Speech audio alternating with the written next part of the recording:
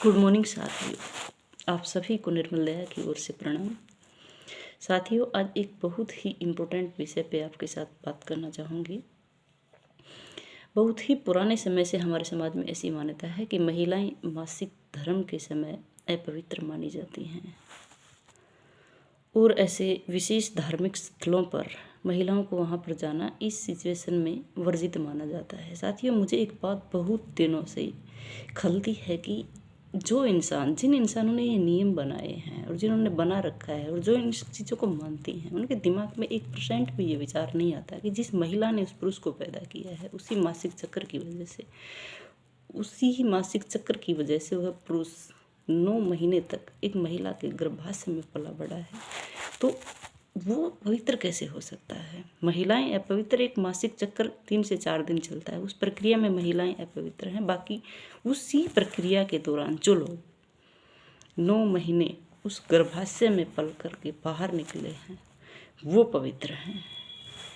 मुझे नहीं पता कि ये लोग कितने लोगों के दिमाग में आती है, लेकिन मैं इस चीज़ से बहुत दिनों से परेशान हूँ कि क्यों आखिरकार ये महिलाएं क्यों मान लेते हैं इस बात को। लोगों को तो सिस्टम ऐसा है कि ये तो जो भी कहेंगे किसी ना किसी सिचुएशन में, किसी भी हालत में उनका काम है कुछ ना कुछ बोलना। लेकिन कम से कम ठीक से चीज़ों के बारे में विचार करना तो हमारा व्यक्तित्व है ना। अगर हम अपने बारे में या क्या गलत और क्या सही है इसका निर्णय ही हम नहीं ले सकते, तो शायद एक मनुष्य का मनुष्य होना सार्थक नहीं है। पहले हमारे समाज में जब वर्ण व्यवस्था थी, उस टाइम अगर लोगों ने ठीक से चीज़ों को पढ़ा होता, समझा होता, अगर मान लीजिए किसी ने वेद पुराण गीता रामायण ऐसी जगह पर, हालांकि इन चीज़ों का कोई वो नहीं है, अगर फिर भी ही कहीं पर लिख रखा है तो लोगों ने चीज़ों को ठीक ढंग से समझा नहीं है। अगर समझा होता तो ये बात आज इतनी प्रचलित नहीं होती। महिलाएं भी बहुत आसानी से इस बात को एक्सेप्ट करके रखा है कि नहीं ऐसा ही होता है, और विशेषकर मंदिरों में जाना तो वर्जित ही है, क्योंकि वहाँ पे तो उनके परमात्मा है। हालांकि क्या है, सेम वही ईंट चूने पत्थर का मंदिर है जिसका अपना घर बना हुआ है। इसका मतलब तो उस टाइम तो सारा वातावरण ही अपवित्र होना चाहिए। उस महिला को तो इस यहाँ से बिल्कुल दफ़ा करना चाहिए, इस ब्रह्मांड में रहना ही नहीं चाहिए, क्योंकि जहाँ पर वो रहेगी उसके वाइब्रेशंस तो फैलते रहेंगे वातावरण में, उसको तो रहना ही नहीं चाहिए यहाँ पे।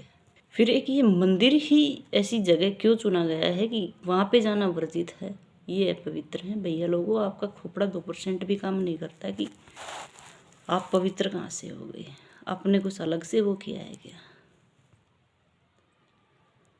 मंदिरों में भगवान के नाम पर इतनी बड़ी आस्था है लोगों में कि वहाँ पे परमात्मा है, भगवान है।